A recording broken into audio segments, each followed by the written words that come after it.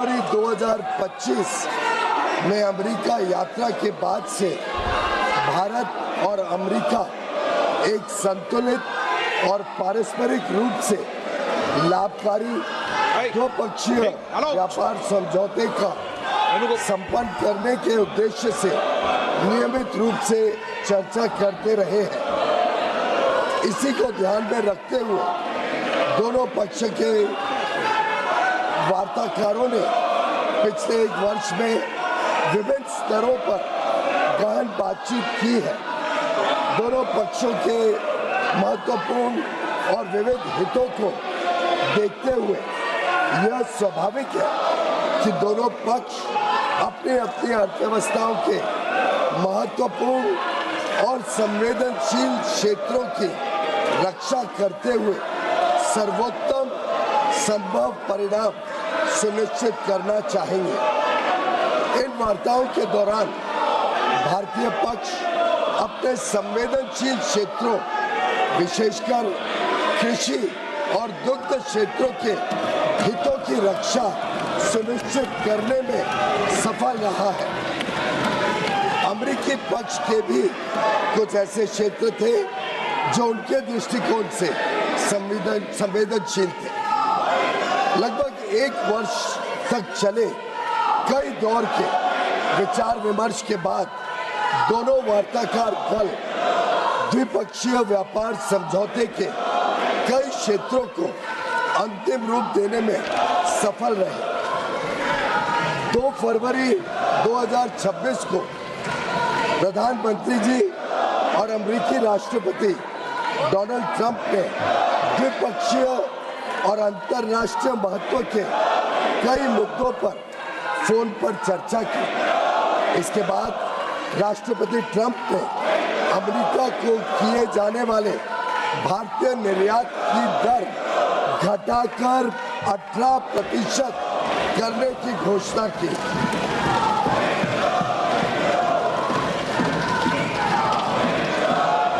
मैं इस बात पर जोर देना चाहता हूं कि यह अमेरिका द्वारा कई प्रतिस्पर्धी देशों पर लगाए गए टैरिफ से कम है, जिससे अमेरिकी बाजार में भारत की निर्यात प्रतिस्पर्धात्मकता में वृद्धि होगी।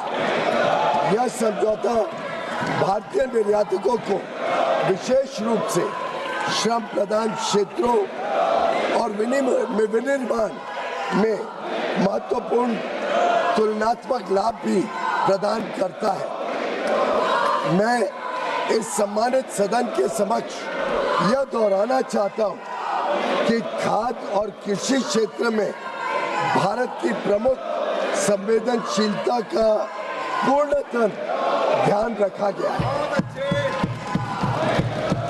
साथ ही यह साझेदारी लघु और मध्यम उद्यमी MSMEs उद्यमियों, कुशल श्रमिकों और उद्योग के लिए नए अवसर खोलेगी। उन्नत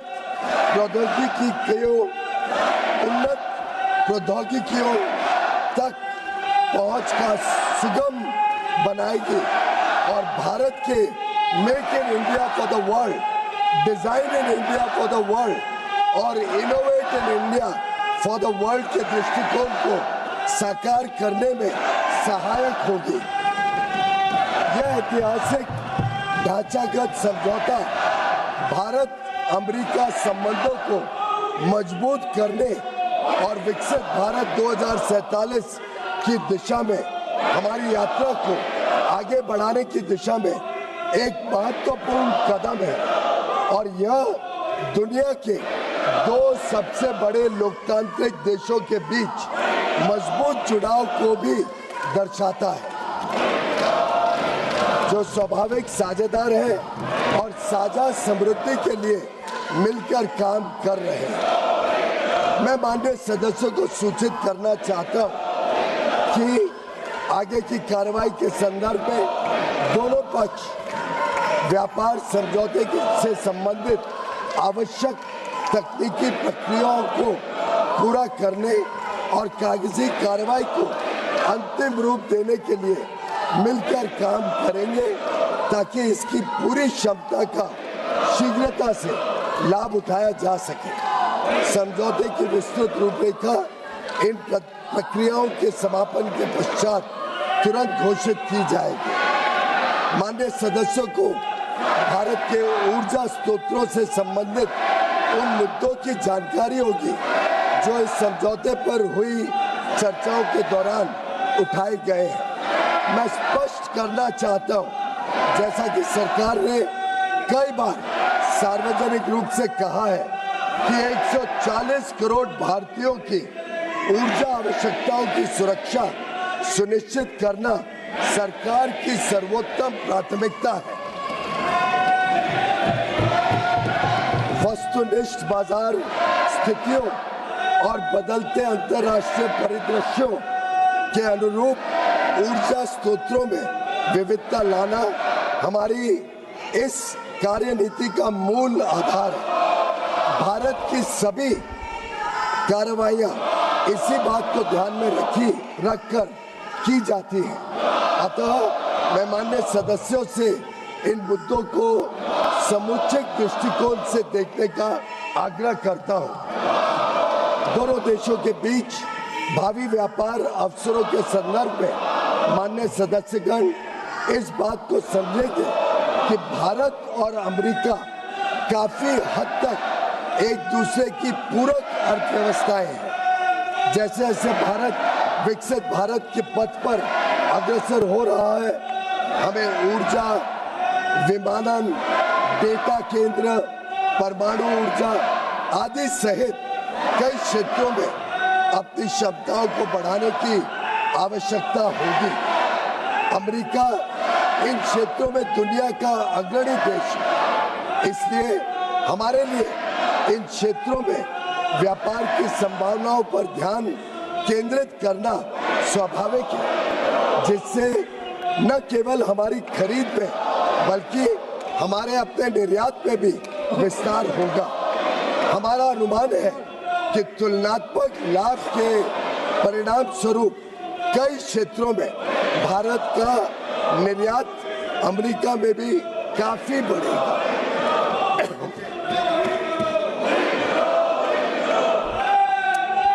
विश्व की सबसे बड़ी अर्थव्यवस्था के साथ यह ढांचागत समझौता जो आने वाले वर्षों में वैश्विक विकास और नवाचार को गति प्रदान करेगा, भारत की जनता एवं राष्ट्र के व्यापक हित में है और देश को बहुत लाभ देगा।